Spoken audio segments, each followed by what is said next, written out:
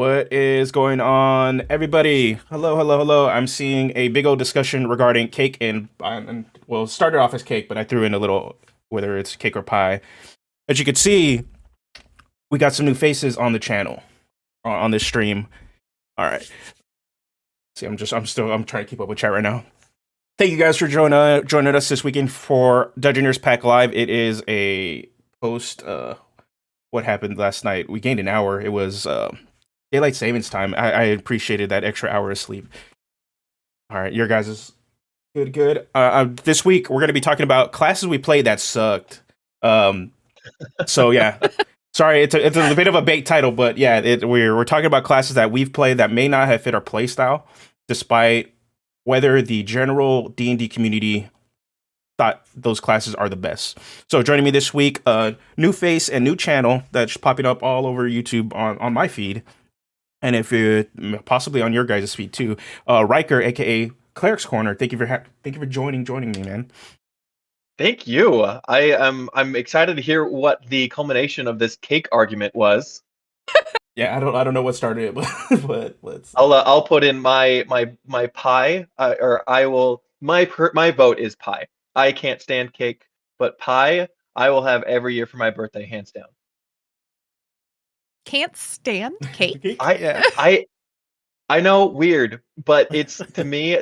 I've never had a good cake. Ooh. Oh.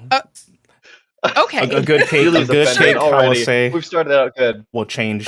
A good cake will change you. The same thing as a good pie will actually change your perspective. I'm a fan of both. Yeah. Actually, and can't go wrong. Also joining us, the better half, I will say, of Fry Minis, is Julie. Thank you for coming in. Thank you. Thanks for having me. I'm super jazzed. Yeah, that's awesome. Julie is fairly active and is, as if you guys saw last week's stream, we're in a competition posting in the Fry Minis Discord. And I think I'm just slightly ahead. And thank you for the $5. Eric is in the chat dropping in. And yes, hit the like. Show Julie some love. She's coming in, popping in, filling in for Eric because he's a little under the weather. His Feel allergies. Better, Eric. But I'm glad to have her on. Always has a fun, different, unique perspective. That's slightly different from. Super psyched to be here. Yeah, thank you. So before jumping into the actual topic, we're gonna go into the question of the week. I would cover D&D news, but there's nothing going on right now. It is slowing down for the end of this year. The last book, Strixhaven, is around the corner. So yeah, prepare to get your Harry Potter on and all that stuff. But other than that, there's nothing going on. So let's go to the question of the week. So I asked, your guys' answers aren't popping up. Let's fix that. Here we go. I asked, what class or subclass did you guys play but didn't like? And obviously, the biggest answer, I will say, biggest consensus that I've saw in this chat was Monk. No surprise. So no surprise whatsoever. Monk is like the number one. Let's see, Robin Yeager again, Monk. But he also said Barbarian are pretty meh in my opinion. There's not a lot of room for diversity either, so they feel kind of the samey. Also, Artificer, and even more specifically, Alchemist. I'm not surprised about the Alchemist popping up either, because Alchemist falls a little flat. Interesting. Yeah, but Artificer as a whole, it's probably one of my favorite classes in the game. And also conceptually, I like the idea of like a really smart person that cobbles together magic items to do stuff. Yeah, and there's so many options. Yeah. And then, this is interesting. Wizard, Jesse Gold says, War Magic Wizard. Base Wizard was fine, but Arcane Deflection wasn't much of a use. Shield Spell was much better, and Power Surge was just awful. I'm very surprised because War Magic Wizard is normally regarded as like a pretty good like generalist wizard. They have a lot of nice built-in defensive abilities and Wizard in general, Wizard's just like considered top tier, like one of the best. I have something to say about the Wizard, because the Wizard has a lot of options too, because they have a tons of spells. Every Wizard is different. I personally don't have Wizard as a go-to because there's not a lot of flavor in any subclass, or at least not as much as you would get in other classes. So all of your flavor for your wizard is in your spells, which you can be any wizard to do.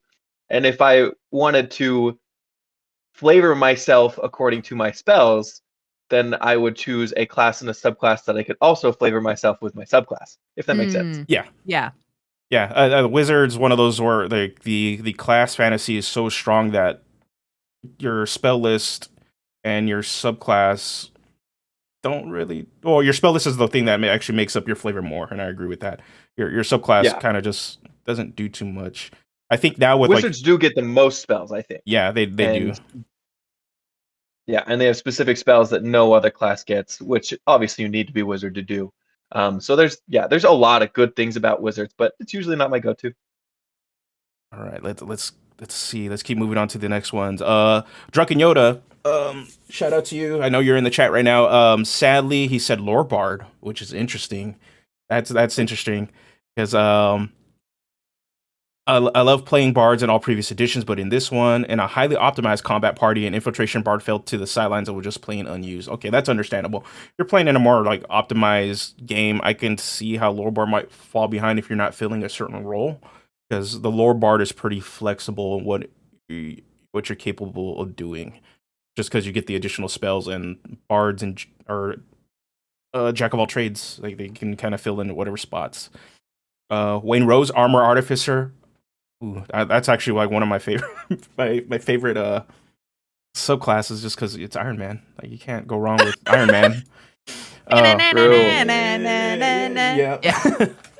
And then Fungi the Fungi, Wizard. I'm actually really surprised about the Wizard popping up on this a lot. And then he said Paladin, specifically Retribution.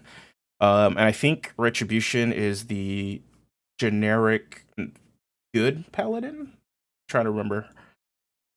I think that I don't know. Yeah, I'm trying to think, but yeah, generic. I'm the good guy Paladin. Random 2872.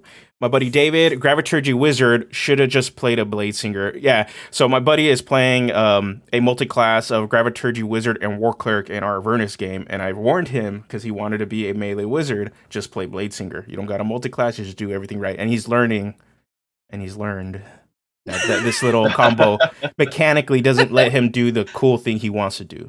So I'm just saying, shout out, just putting it out there. If you want to change, we can talk. I'm willingly glad to fix it. Yeah, Gravitary Wizard though is actually a really good, strong wizard on its own. But you're definitely playing more of a control. You sit in the back and you just control gravity and prevent people from actually moving. So yeah, I'm scared of the Bladesinger. I'm scared of it. Bladesinger gonna be a little strong depending if you're building it a certain way. Let's see. Okay, next up is Stin Van Leanput, A Way of the Mercy Monk. Okay, this is our first monk or second monk on here. I'm not surprised, but surprised that Mercy Monk was mentioned.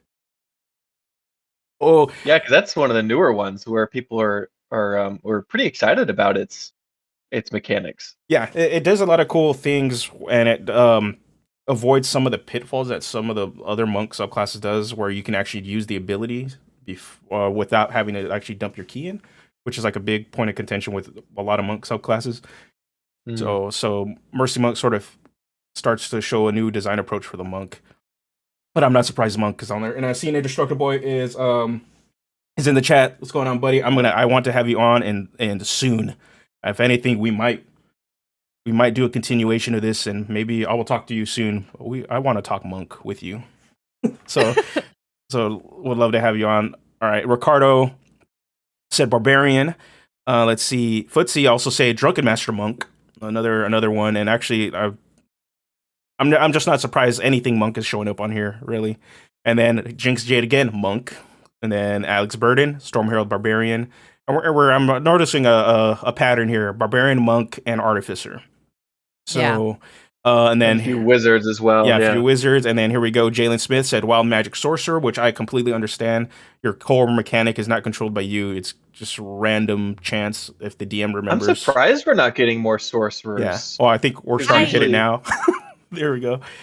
I love the Wild Magic Sorcerer. I love the Wild Magic table. This is totally personal opinion, so completely get it. And I love to have control over what's going to happen. My character can never die. I don't like lasting effects like losing a limb or having some sort of curse on my character or anything like that. But the Wild Magic table is so fun and truly wild that I love having that in the game. So I'm surprised to see that one there. I love it. Yeah, I've had nothing but good experiences when people play the Wild Magic Sorcerer. Sure. But it's also because my play group is very conscious of like making sure to use the Wild Magic table. So one of our group's DMs loves just random stuff. So like even when we play Magic the Gathering, he has a whole deck based on coin flipping, and it like half the time it doesn't work because it's 50-50. So but he loves mechanics like this. So we make sure. Yeah, well, I love the fact that a lot of people make their own tables, their own Wild Magic tables. Yes. Yeah. In their own games, because there are tons of randomness and a lot of cool things in the one that's already provided. But then there are also the Fireball centered on self. We had in the level 1 party that can go really bad. So a lot of people make their own, and you can literally flavor that as much as you want. Yeah. You can do things if you have a Wild Magic Barbarian from the Shadowfell and make all of your random magic table just about shadowy things. It's just so cool. That'd be great. Yeah. We got a few more. I'm looking at it. Okay, now we're getting into the fighter. So we got a Storm Sorcerer, another option. People were saying Barbarian again, but then we got Cyanide Fighter, any sort of Martial, Arcane Archer Fighter, which I'm not surprised at all because I have another player playing an Arcane Archer. And I'm specifically gave him a magic item that lets him do more Arcane Archer stuff. For whatever reason, Arcane Archer, the whole stick is obviously you get magic arrows and you just do cool stuff. But you only, throughout your whole leveling career, you only get to do twice. And that was like the weirdest thing. So I gave him a special bow that lets him do it more. So nice. Yeah, so there's like little fixes. But yeah, that one's the weird one. Not surprised. Warlocks, I'm very surprised. Vampire Knight just doesn't like any spellcaster. That's okay. Warlocks, Wizards, Sorcerers, too squishy. Hey, it happens. Hey, thank you for the 10, Indestructible Boy. Thank you, buddy. I will hit you up after the stream. I want to get you on soon. Keith Manuel, Shadow Monk, not surprised, and then Sanctimus, Moon Druid, the only Druid on here, and I can understand Druid not fitting the playstyle. All right. Speaking of that, let's get into it.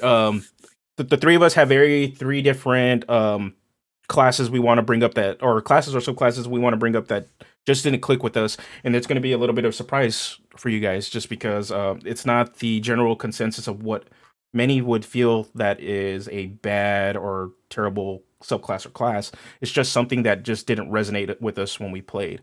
So first off, I'm going to start off with Julie. So tell us which class or subclass were you playing that after playing it, you're just like, this is not fun for me? Yeah. So a couple years ago, when we were still at least partially doing Adventures League, I rolled a Barbarian that I was really, really excited about. Her name was Geki Goodfrills, which is a reference to Beyonce. Geki with the good hair, but good frills. And frilled lizards just delight me. I love anything with like neck detail. It really made me happy. So anyway, I was super excited to play her and tried to build in a lot of flavor. She had the librarian background. She used a sword and shield, so she wasn't just two-handed weapon. But the more that I played her, the more that I realized like there really wasn't much to do. I mean, that's kind of the whole benefit of a barbarian is that you smash or don't smash and you rage or you don't rage. And in video games, that's all I like to do. I don't like anything complicated. I don't like having to do ranged lining up shots or like click a lot of buttons to get to where I need to go. It's too much pressure and too stressful. So I really hoped that barbarian for me would be perfect because I can only do one thing. I don't have to stress about resources or anything like that. But for me, there just wasn't enough versatility. And I think I saw that in one of your question of the week answers as well. There just wasn't enough built-in flavor or enough versatility in what I was able to do in a combat round. So especially playing with smaller groups and smaller parties, you need to be able to do multiple things and always play a support role. And I didn't find that Barbarian worked out for me. I was surprised by how actually more stressed out I felt with limited options than I am looking at a full spell list with a cleric or a warlock or something like that and thinking like, how can I do the best option? Like I really didn't like the limitation, and that surprised me. Interesting. For me, Barbarian is probably one of my favorite classes, and I played one character that's probably one of my favorite characters in a side campaign that I would love to actually just return to. For me, it's funny because you're like you have no options at Barbarian, and yeah, Right. Barbarian is very straightforward. For me, I like having the idea of like I know what I need to do. Like it's just my Yeah. job is to do the thing. And for me, I'll get into this when I talk about mine. It's for me, the Barbarian is like I get to maximize my action economy. I feel like with it. Sure. So it's just one of the things like depending on how you build it. If you don't play with feats, obviously it's the thing with feats. But great, Well, right. reckless attack, master is like kind of standard. Get your big old hammer, Yeah. axe, whatever. And for me, like being able to just kind of do those two things and then hit and then hit and then just do that, I felt like I was active. Like, but I could see how that just feels like, oh, okay, well, that's all I'm doing. Like, I totally agree. And I really, like I said, I thought that would be comforting for me to not feel like I had to make complicated decisions every turn. But even with the fighter that I played, I felt like I had more options. And you're totally right about feats. I just feel like with a fighter, you have a cool character that can do some cool stuff, and the feats are icing on the cake, to use, or maybe the filling in the pie. I'm not sure. Versus a barbarian, yeah, you can get those same feats, but the feats are really what make your character instead of the barbarian itself being interesting or capable or versatile in any way. So I was as surprised as I think you are that I didn't like it. So. And what's okay, go for Riker. Oh no, well I was saying the barbarian is for the people who like to roll dice. Yes. Right. You don't have a lot of maybe options, but you do get to roll those pretty little spicy rocks a lot. Sure do. Yeah. And I remember watching a subclass theory video. I can't remember who it was by or how long ago I watched it, but it talked about how variability or options in a subclass is really what players want. Yeah. And the barbarian just gets better at doing one or two things as they level up. They just get better at that one thing. Yeah. Yeah. And I think a lot of people or a lot of people want subclasses that they get this one great thing, but then in later levels they get another great thing or a different thing, and they have two options that they can do two different things with. And a lot of people like that better. But then again, there are people who don't like the options and do want very simplified things and want to just get big, do big boy damage all at once. Yeah. Which is great. Totally agree. And for those people, have the best time playing a barbarian. I'm in a campaign with a barbarian right now who's loving it, and I love playing with them, and it's fantastic. But for me, no thanks. Yeah, my first character ever was a barbarian. Of course. So, yeah. Super great for new players. Totally agree. Yeah, hit stuff, keep it simple, don't get too overwhelmed with every turn. I think something that Eric does really well with new players, especially when we're playing we played with his parents for the first time, and it was a very watered down version of the game. Fun. Yeah. And he did a really great job at creating character sheets that you didn't have to roll all that many dice, and it was super, super watered down.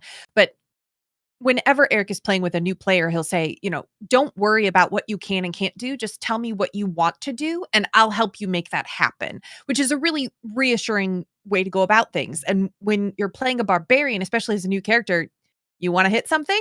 Great. That's easy. We can do that every single turn, and you don't have to think as creatively as you do if you're a ranged character and how do you do the best damage or get to where you need to go or all that kind of stuff. So I completely agree. For new players, Barbarian is fantastic. Like one of the best classes you can play.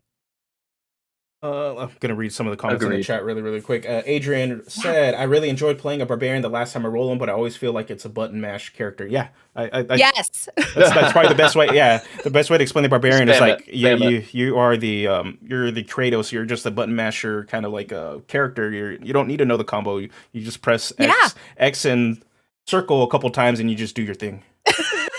Another reason I thought I would enjoy it, but it just didn't mesh. So coming out of Barbarian, what was the thing you kind of like learned about yourself on like the kind of characters you prefer to play now? Where's your middle ground where like you have too many options versus not having enough? That's a great question. So right now I'm playing a cleric, and I really enjoy the ability to take hits and deal out some damage, but also be a more supportive character. Especially, like I said, playing in smaller campaigns, you have to be able to heal, take damage, and dole out damage, kind of being more flexible than that. So being able to be a cleric, toss out heals, do some guiding bolts to really, really mess somebody up. That feels a lot better to me. Yes. Yeah. I knew you would understand, Yeah. Cleric Corner. So that's what's really delighted me. I thought that I would want to just focus on myself and not worry about my party members and not doing enough for them. But it's been way more important to me to have the option to heal somebody, to take more of a helping action than it has been to just kill things and button mash. I was surprised by that. Okay, yeah, I've Cleric is like on my next to go list, like the next to play list. I'm slowly getting through all of them, and the Cleric is just one of those classes that you have a bunch of fun options, but depending on your subclass, obviously you're gonna be able to do one thing really good and still have the options to do multiple things. And again, so much flavor just built into Cleric that you can choose your subclasses and your spell list and get really, really flavorful that a Barbarian smash or don't, rage or don't.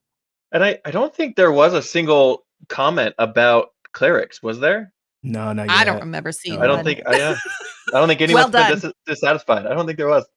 Yeah. And then reading another statement in the chat, Sanctimus said, I played a Zealot for 14 levels, leaned into the faith aspect of the character, and really opened him up to other things. Yeah, I think... Wow. Yeah, like if you're approaching, I think the big through line too, we're going to see in a lot of this, if you're playing the character for very specific mechanical reasons, and then they're very simplified, you're going to get very bored with it really, really quick. And I like what you bring to the Sanctimus. A Zealot this faith aspect for the Barbarian that isn't seen in any of the other subclasses. And that adds more to your character, so you get to lean into some of the other tropes of being the holy warrior that's normally in the Paladin and the Cleric, which is just really fun. And here's the thing: look, and clerics don't have to worship a god, right? I mean, in the player's handbook in the DMG, it explains that it's not necessary to you could get your powers out of the other way. And I have a video about this, not to self promote, but it's a place where please do. Yeah, plug all you it's want. A place. Okay, it's a class that you can flavor it a lot like the Paladin, and I feel like they are so close, anyways, that you find the power either within yourself or with other people. And for your Critical Role fans, I'm just saying it now. Jester did not get her power from Artagan; she got it from herself. But anyways, things like that. It's just you flavoring your class in any way that you can, not to let what is quote unquote the expected flavor of the class to be. But just go beyond that. Yeah. Before I read Eric's comment, because he brought up a really good point, to double down on yours about like not having a sort of like god to be like a cleric or any sort of faith-based character, like a paladin or even like a zealot barbarian, in settings like Eberron, this is like built into the whole thing where the gods are abstract concepts. They're not necessarily physical beings that exist on another plane. They're very much how they are possibly in the real world. Like they're these concepts that people believe in that may or may not exist. And but then there's settings like Ravnica. There's no gods. The guilds are quote unquote the gods, but you can still believe in like a zealot barbarian is perfect for something like the Boros Legion, where you're so you believe in the righteous fury of justice that that empowers you, that gives you your faith, you know. And the same thing for paladin and cleric. Like there's ways to reflavor, I will say, clerics that can fit any sort of narrative that doesn't necessarily tie to a religion. And then Eric brings up a good point too. Here's the thing for me though: you could do that faith aspect with any character. We all have backgrounds. Anyone can be an acolyte, and that's true. Like you want to be a fighter, but also have some sort of tie to a belief or a god. Acolyte is the perfect way to add that spice onto your character. Same thing for wizard or anything. All right. Yeah, we started getting into cleric. Clerics are good, but that's so good. We have to even it out. We got to talk smack about one class, and then we got to talk about a good one. All right, that's what makes the game fun, right? Yeah. Before we leave the barbarian, what are things you learned about playing the class? Obviously, that you would want to have players come into it if they're looking into it, like things, pitfalls, or some things, or things to look forward to even when playing or wanting to play the class for the first time.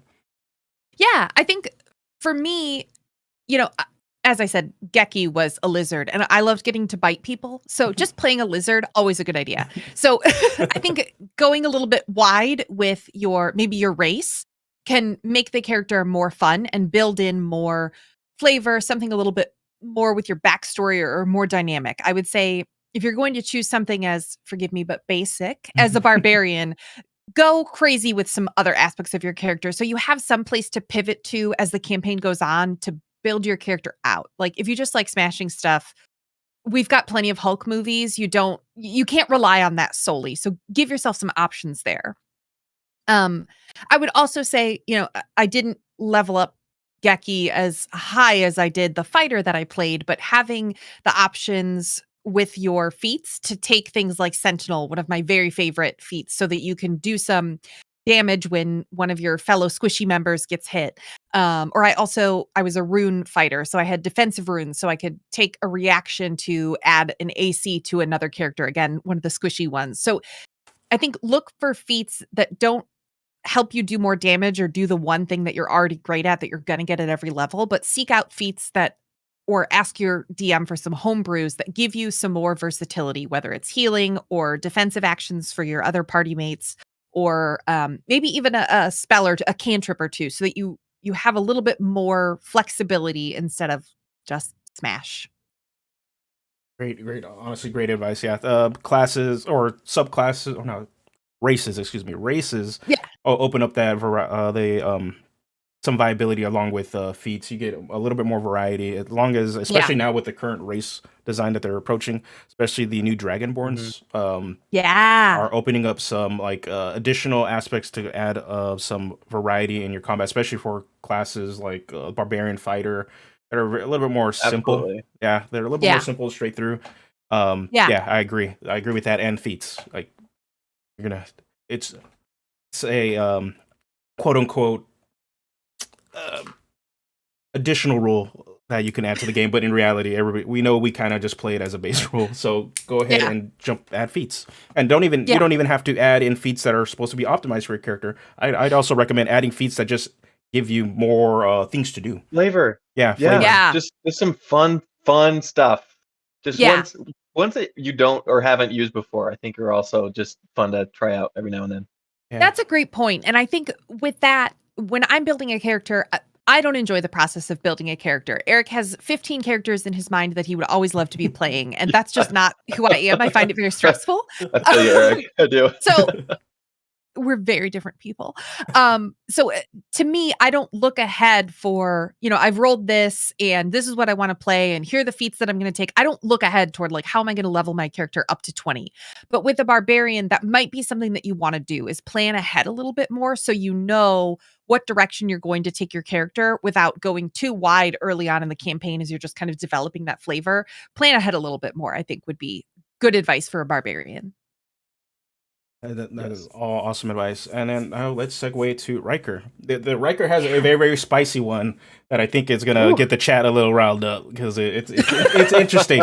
It's the first time I've actually heard anybody really say that they didn't really enjoy the class, especially as a hint, Mr. Sam Riegel on Critical Role Campaign 1 showed the versatility of it. Especially there's a certain sequence when they're in Whitestone where he just pops off. So Riker, tell us on why the Bard was the class that just didn't resonate with you. Well, on that note, to say that I don't like this class does not mean that it's a bad class. It's such a good class, and if you do it right, they are essential to the party. And I think a couple of people actually mentioned a couple Bard subclasses. Yeah. Me personally, I like to be in control. And I like to hit things. And most, if not all, of the Bard's spell list is saving throws. So meaning that the enemies are the ones doing the rolling, and they usually have a lot of modifiers that help them with those saving throws. And so my experience, I played a Bard after one of my other characters left the campaign. I played level 15 to level 20. So I had a lot of options, a lot of things to play with. But I would hit nothing. They would always save. Yeah, and it's usually those things. It's not those damaging spells where you you send out a certain amount of damage and they only take half. A lot of their spells are just it's all or nothing. And so I felt like I wasted a lot of turns doing very little. And granted, it may have been my spell choices, may have been how I played the game, but that's just how I felt, right? And so yeah, I after that I'm like, it was fun. I'll be playing some other classes for now. Interesting that because I've had the same experience playing Bard.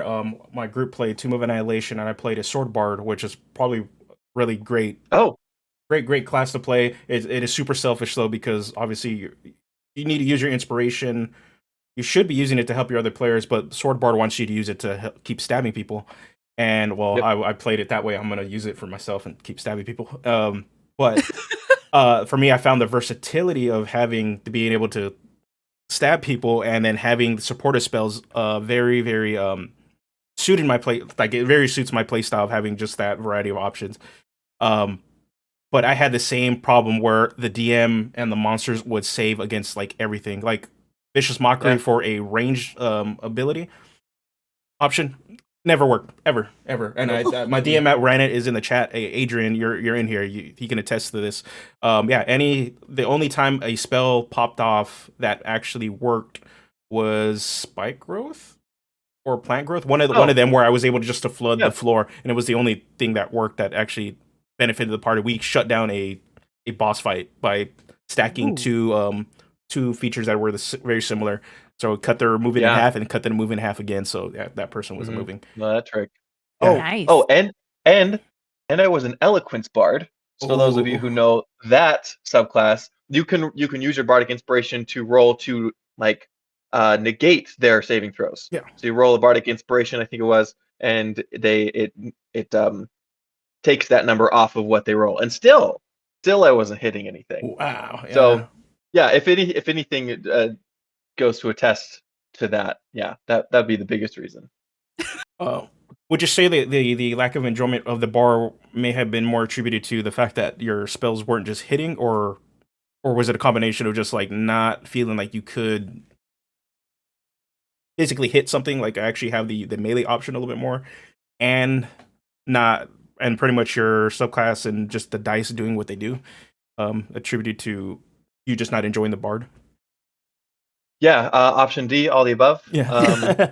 But no, I think it was. It really was just the spells that I was using, and more so this bard. Like his purpose was to inspire others to. He was a storyteller bard. He was inspiring others to be the heroes and be something to write about. And so when he himself wasn't being that inspirational self, it didn't feel like the flavor of the character was really fitting his persona, right? And I actually have another video coming out this next Sunday about bards and like how to flavor them differently. But it's a great class that has lots of different flavor and options. It's just those options don't work. So I would ask then, what's the counter class for you? What's the one that obviously I think you're going to say cleric, but what's the class that you would recommend if people are feeling those pitfalls of the bard? We might have lost him. Frozen over here. Yeah, frozen over here. I might have lost Riker. I'll just jump in with maybe some pitfalls that I've picked up when he was playing the bard. Maybe some stuff you should probably avoid, and you can jump in on this too, Julie, with Sure. bard. I think the bard is a class that can easily steal the show, but not necessarily in the combat arena. So if you're going to pick up the bard, you're going to be the party face and the skill person. So out of combat, that's where you're going to shine the most. But in combat, you're going to be the person that makes other people shine. So if you're cool with that, like that sort of play style, then I 100% think you will enjoy it. But if you want to be the all-star in combat, you're probably not going to like the bard. Like, it's just one of those ones that okay. Oh, here we go. He's coming back. Okay. It's probably going to be one of those classes that that you just won't have the same amount of fun as somebody else. I think you can mitigate it maybe with the sword. The College of Swords a bit, because you can actually hit stuff and be sort of the center of attention. But yeah, like your strength as a bard is going to be outside of combat or making other people be better in combat.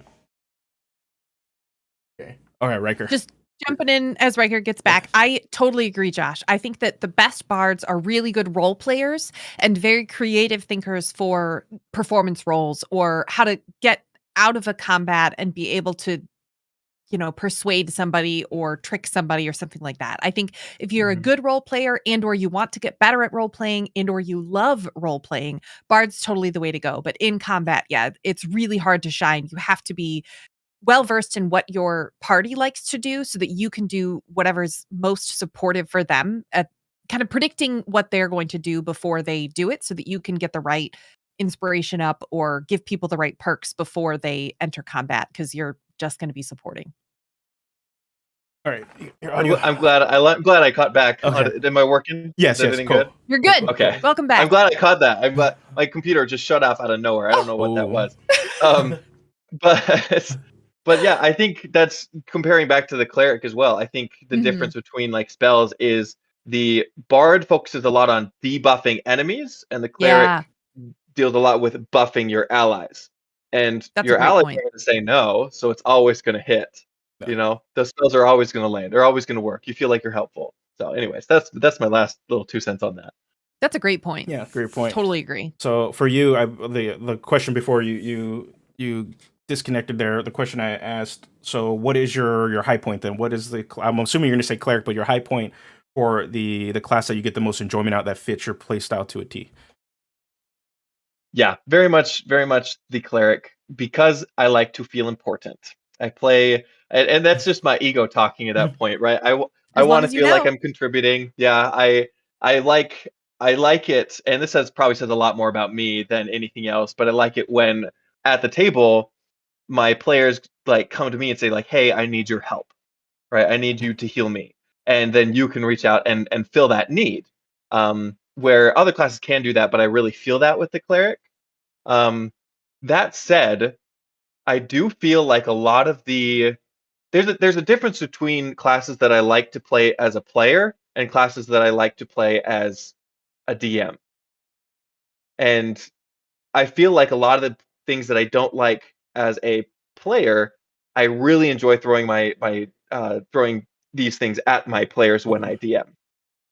That's cruel. Like, yeah, well, bards make very, very interesting villains. Oh yeah. Yes. Big time. Yeah. All right. We got a question from Eric. He wants to know, what is Riker's favorite published domain? Trickery. I love Trickery. I played 3 sessions of a Tabaxi Trickery cleric before it got too curious for its own good and died. But it to me it adds a lot. I love classes that you can dominate 2 areas of the battlefield. You have a very like a monopoly on movement. So like I like the Beastmaster Ranger. I like other duplicating kind of subclasses. Trickery Cleric, obviously you duplicate yourself and you can send out spells through your duplicate. Anyways, so but that's just one of many that I like. But that's a good question. And we'll throw it to Julie. What cleric domain? I want to know. So right now I'm playing the Peace domain and I love it. She follows Lyra as her god, and Lyra's kind of all about good vibes only. So it would be very easy to make, her name is Sparkles, by the way. She's a furbulg. I chose her because I wanted to have a pink nose. So I really like it because it's different and it's interesting, and it would be very easy to go like hippie vibe with the Peace Cleric or like essential oil salesperson with the Peace Cleric. But she's been exciting and interesting to play because where do you enter combat if you're all about peace, right? Like, how do you decide when to force kind of calm emotions on somebody versus when to just hit them with your magical axe. So I found that dynamic to be really, really interesting. And I especially love, I think it's Balm of Peace that she has, where as my action, I can move up to 30 feet to just not engage opportunity attacks, but touch people for healing. I found that to be really helpful as a dual benefit. I get to move away from things without opportunity attack, and I get to heal my party. So I've loved playing her, and the flavor alone has been really exciting that comes with that. But I just think, again, that dynamic of I'm peaceful and all about good times and parties, but also I'll kill you. I don't care. Yeah, me and Julie are in sync right now because I am also playing a Furbolg Cleric in my game. Oh, nice! How exciting! Yeah, it's fantastic. Yep, nice. They're great. Yeah, love it. Yeah, Beast Cleric is the one I love mechanically. I think like it suits that whole very supportive, but narratively, it's hard for me to really figure out a character that will fit with the way my group plays because sure. They're on that edge of almost murder hobo, where they role play just enough.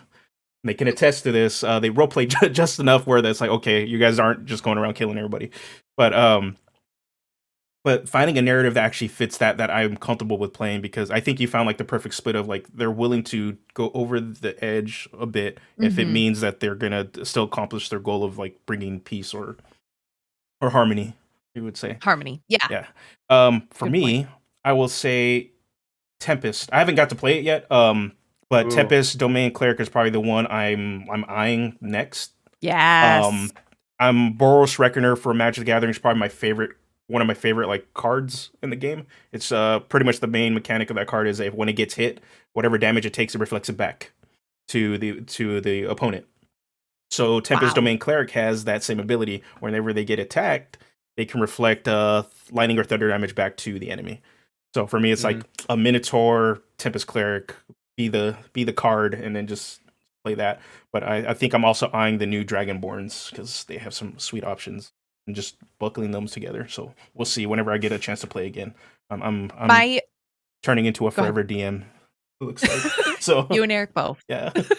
My first character that when we really played D&D was a Tempest Cleric. She was Tampha. She was amazing. She did a lot of lightning damage, and having that Storm aspect of her without feeling like Storm from X-Men. But I thought that was such a cool thing, especially as a new player. I liked that it wasn't all just like blood and gore and fire damage, like being able to have more kind of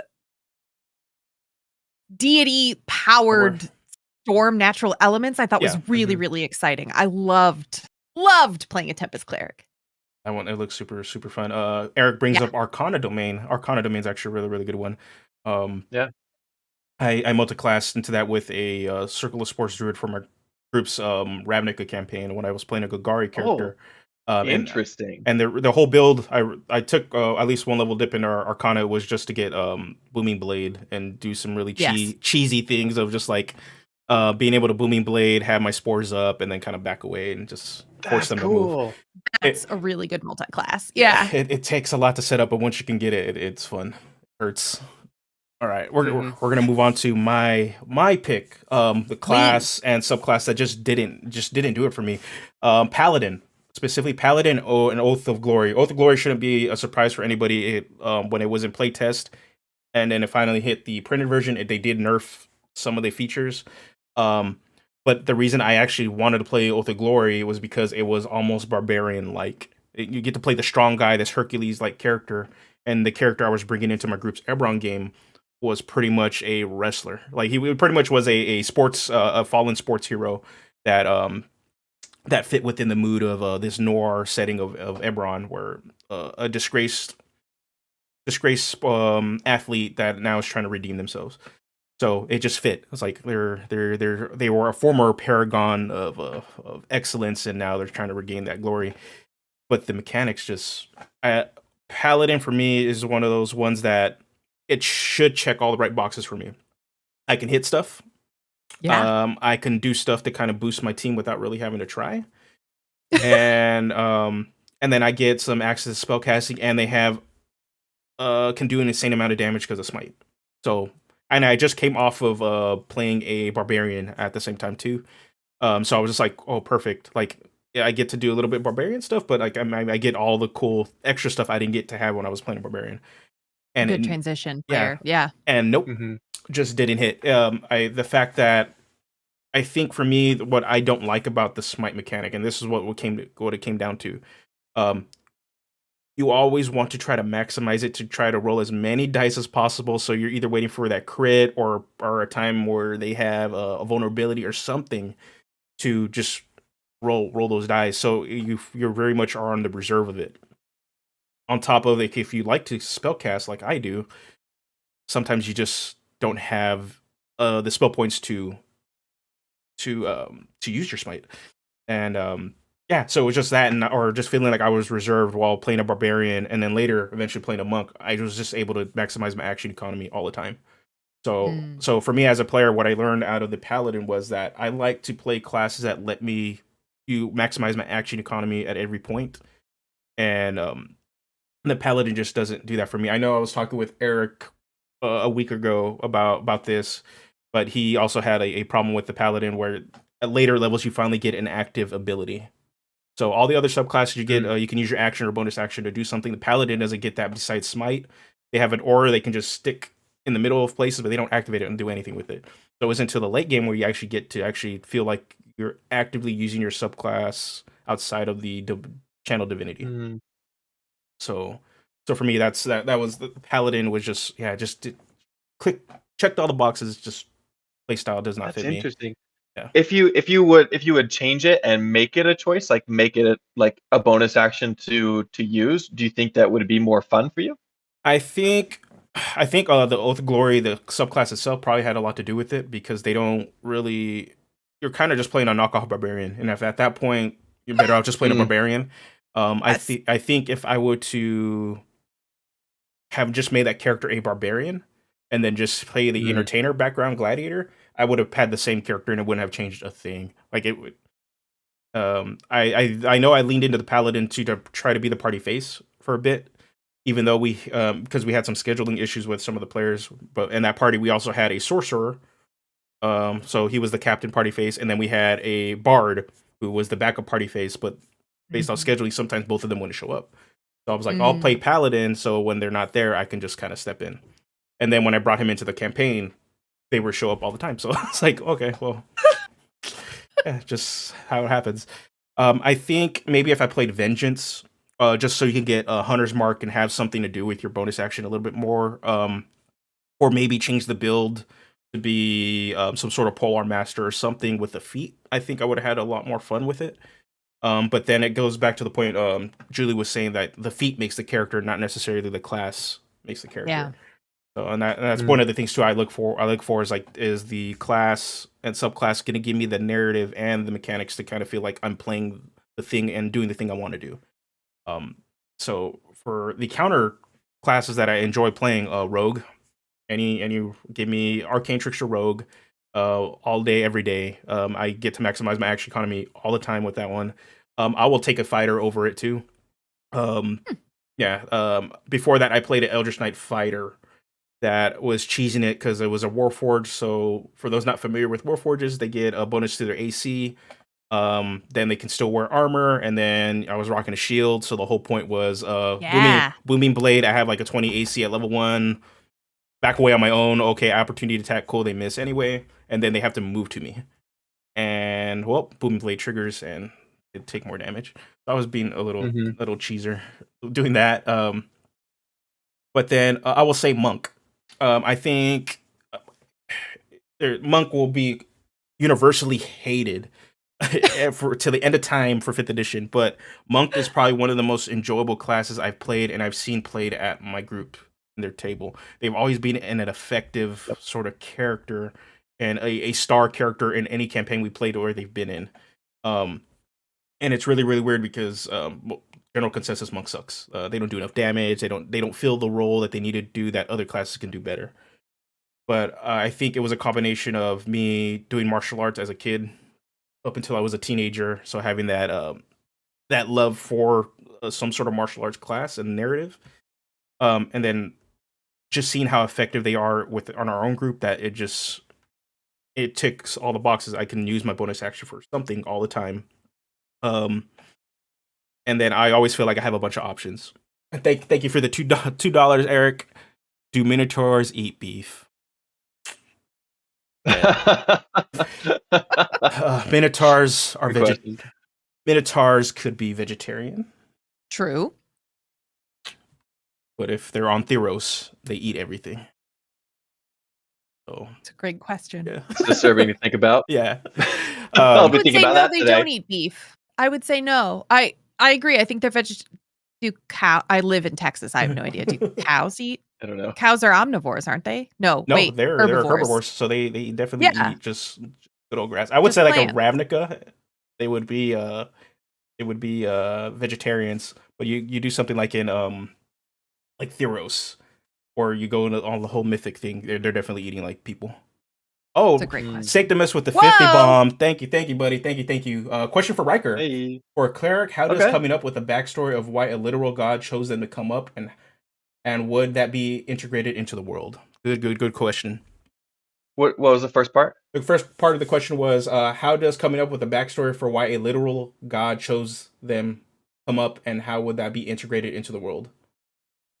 Oh, so they're asking how would Yeah. I implement a god choosing somebody? Yeah. So pretty much the narrative point of a cleric. Obviously, they're pretty much the chosen one of a god. How would you, as a DM or as a player, to want to integrate that into the campaign, and what reason why would they choose them in the first place? Yeah, that's a good question. I want to say how I would like it portrayed. One thing that I try to do as a player, and I petition my players to do, is that only give me enough backstory and their character that their character would know. Meaning, don't give me anything that your character wouldn't know, so that I have a lot of reign to go and intermix with the story, and a lot for them to figure out down the line. And so, if someone says to me like, "Yeah, I have these powers, and I don't know where I got them," there's this god that my family worships. I'm like, great, sounds wonderful. And then I can think of my own reason of why that might be, and they get to figure that out. But yeah, as far as integrating gods in your world, I think that's where a lot of the cleric shine and a lot of the flavor in your stories go. Because especially if you're playing a high magic place or a high magic campaign, then gods are going to be relevant, right? Yeah. But then also have them come in with dreams, or have them come in with extra abilities that your player gets out of nowhere, items that may be tied to their god. Gods, in essence, they're not very intertwined, or generally they're not a forceful presence in the world. So it's just implementing like little tidbits and little hints throughout the campaign. But I'm hoping that answered the question. But and I guess if you guys have any else to expand on that, yeah, I think that was a good question. Yeah, I think when it comes to cleric, obviously, if you're going to be the chosen one narrative, right? There, as a DM, don't necessarily tread on the warlock a little bit, because there's potential for that whole the narratives to kind of overlap a little bit, just because obviously the warlock is getting power directly from the source. And I would always say, just remember, as a player narratively, and also the DM, as you guys are trying to work something out, the cleric, obviously, if they're trying to be the chosen one of God, they're getting their power is going to be aligned to how strong their faith and belief is in either the ideals or the God itself. And then if I'm playing a cleric, what I would like is to test my character's beliefs at a campaign.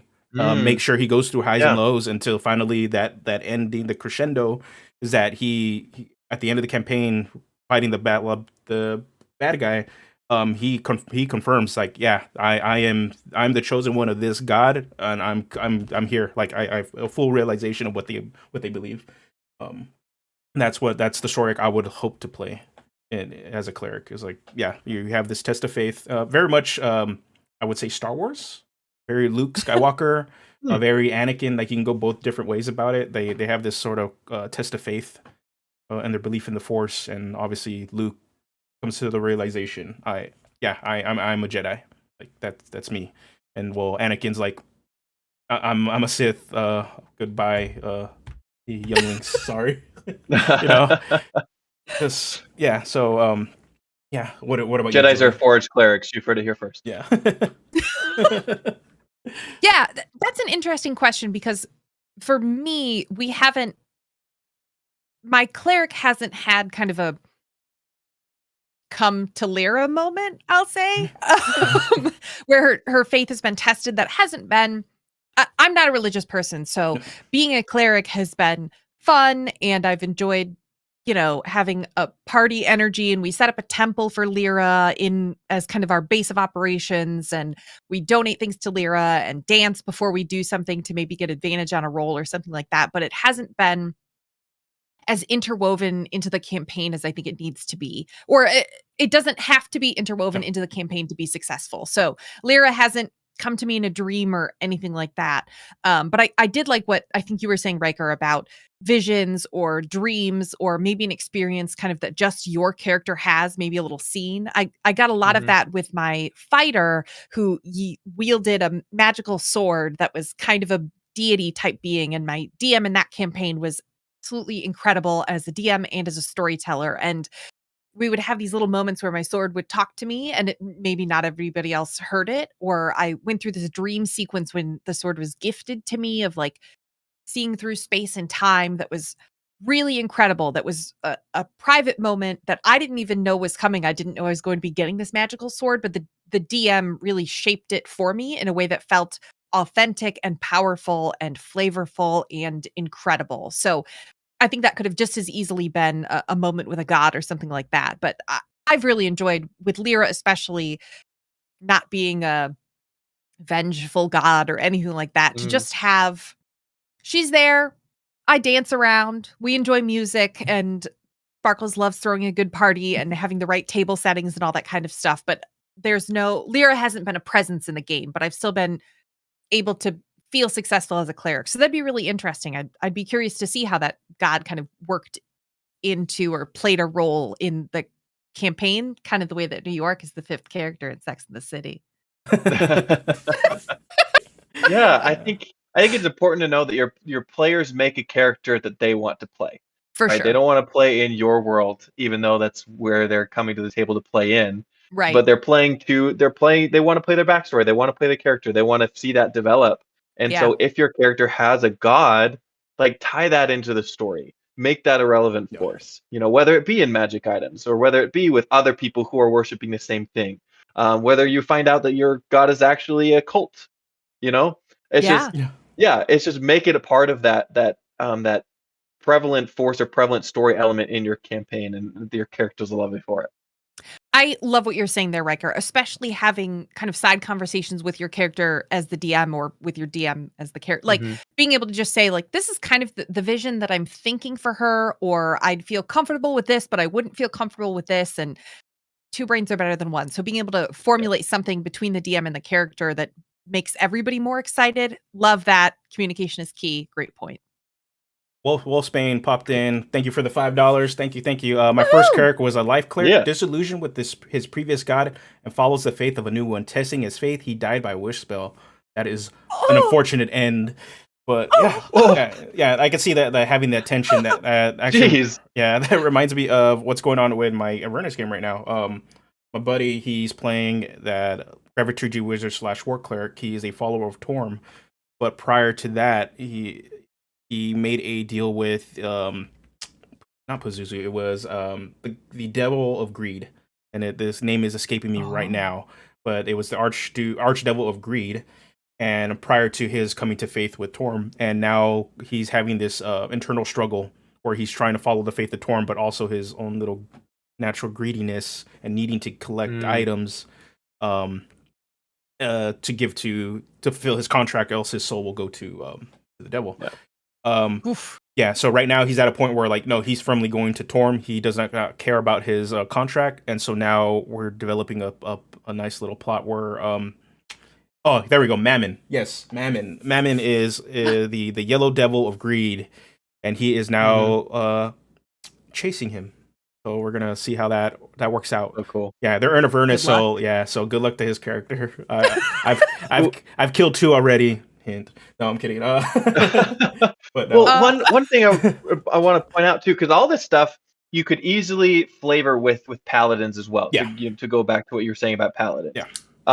Which I think is awesome because they're another kind of religious class. Yeah. One thing that you can't do with a paladin that you can do with cleric.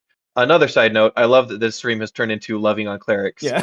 I'm glad that we all came to that consensus. But if you're a paladin and you worship a fire god, your paladin doesn't get fire. They just get radiant, right? And if they follow a god of storms, they don't get lightning, they don't get thunder, they just get radiant. So there's not a lot of flavor as far as the actual class goes, where a cleric can be like a forge cleric for fire or a tempest cleric for lightning, things like that. Where yes, you can still flavor, you can still have the same kind of story elements and narrative as you would a cleric, but as far as tying that narrative into your own abilities, like through combat, I think that there's a little bit of a disconnect. Yeah. Great point. All right, there's a couple questions, and I'm seeing in here Rich saying, I had a half-orc fighter multiclass into a war cleric worship Timora, the god of luck. If you're fighting against the party, then you're just not lucky. Okay, yeah. Okay, and then Robert had a question. If you were to play a cleric warlock multiclass, how would you incorporate the god for the cleric side with the patron from the warlock side? Any good backstory ideas that would be a viable mesh?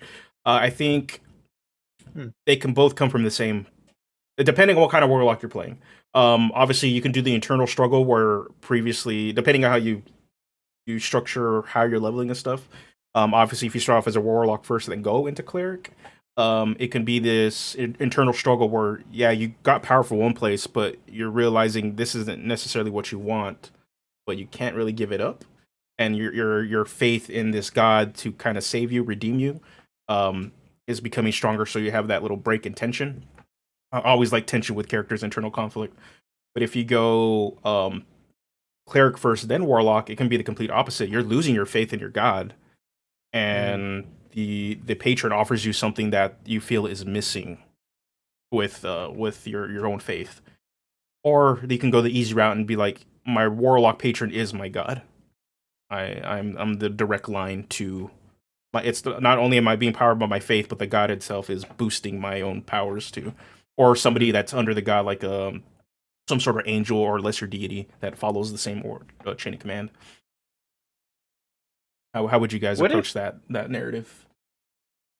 What if you didn't make the pact with your warlock patron, your god did? Ooh. So you didn't have a say, and they're like, yeah, I'll what's the word? Kind of sell off a portion of this, my follower, for your purposes, whether they have like a deal themselves, whether they need a debt that needs to be paid, or whether they're very in tune as far as purpose goes, and they need you as a character to fulfill something that both of them need done. So I could see warlocks and warlock patrons and cleric patrons to work together, which I think is another way to look at it.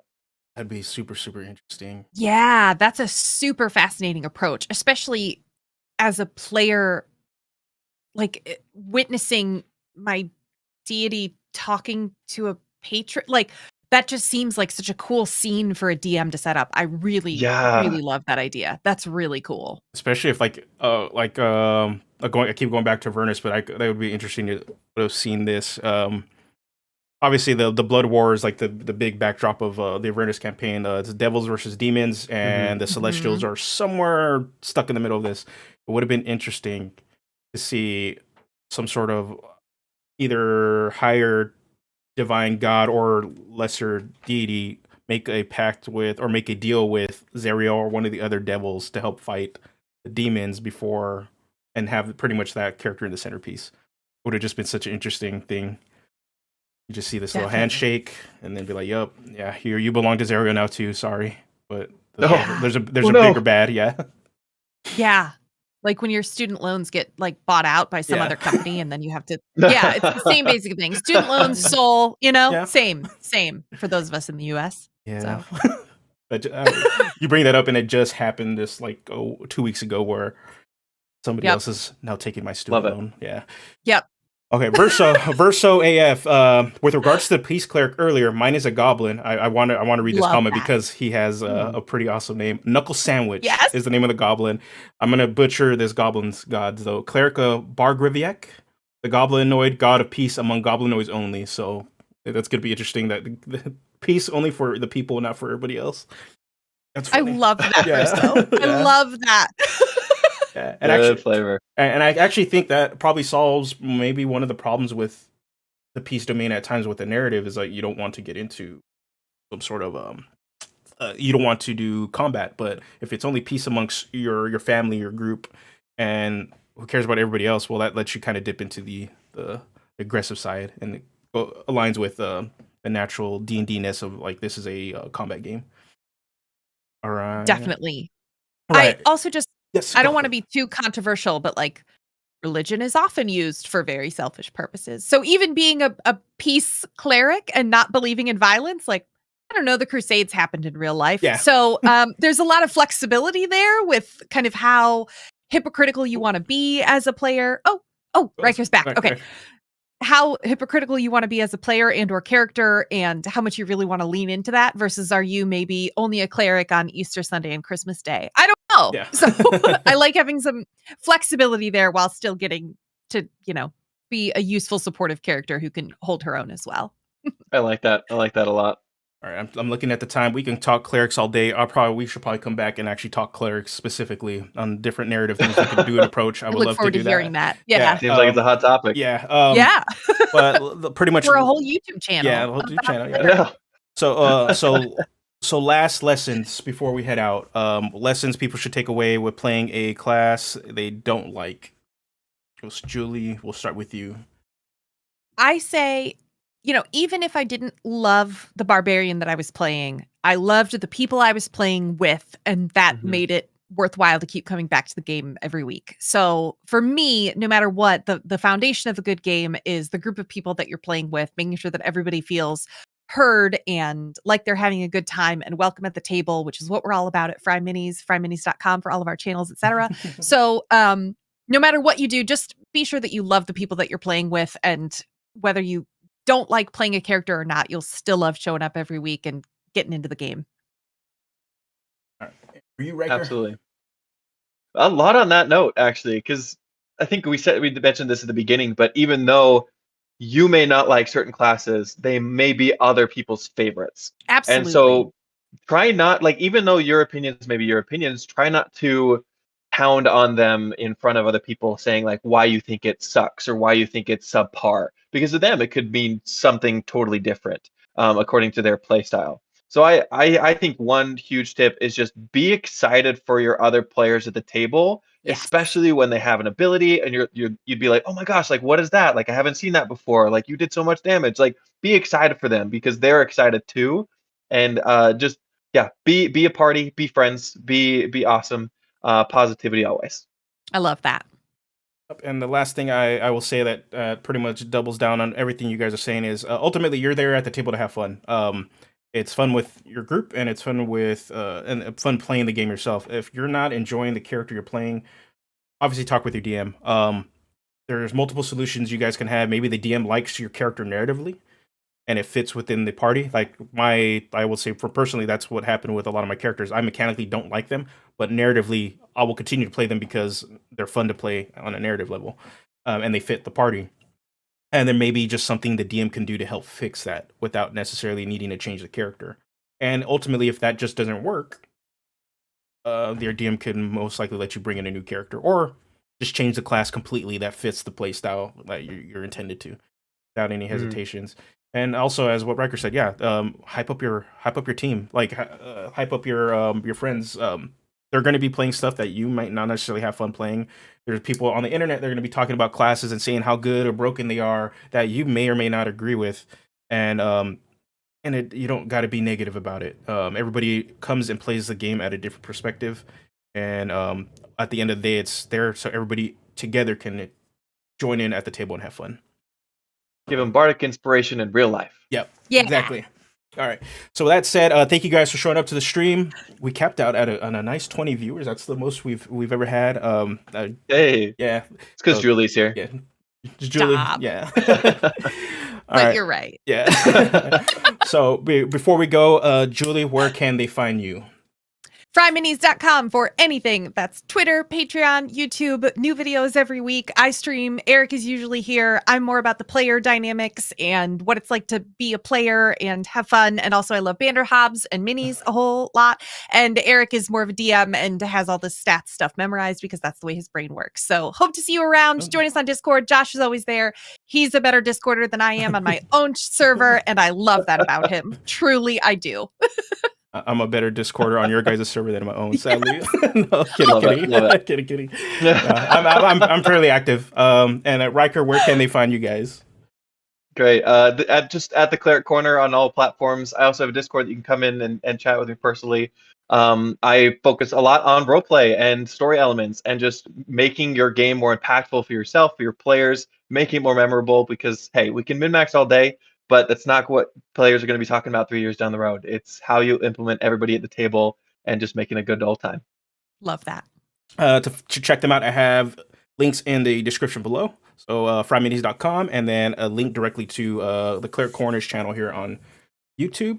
As always, you can support any of our channels by simply commenting, and subscribing on any of our videos. It helps us hit the YouTube algorithm if we're all talking about the same stuff. There's a good chance if you like their stuff, some of ours will pop up, and you can just go ahead and click it when they pop up. So thank you. And if you want to support any of us directly, Patreon. Riker, you have Patreon also? Yeah. Okay, cool.